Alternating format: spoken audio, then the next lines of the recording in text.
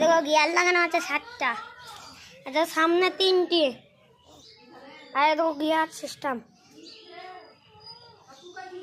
আর দেখো এটা নতুন ব্রেক, নিউ মডেল। এটা এই দেখেন न्यू साइकिल, ये फोल्डिंग हो जाते हैं। ये देखो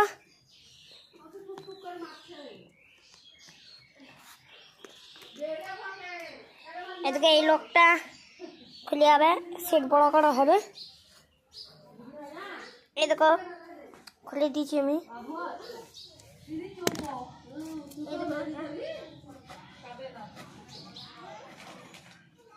এদিকে পড়ে গেছে,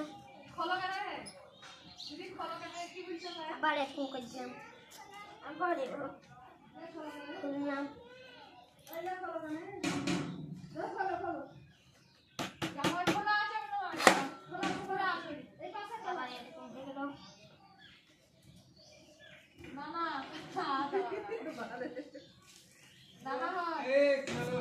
দেখো সাইকেল হয়ে গেল।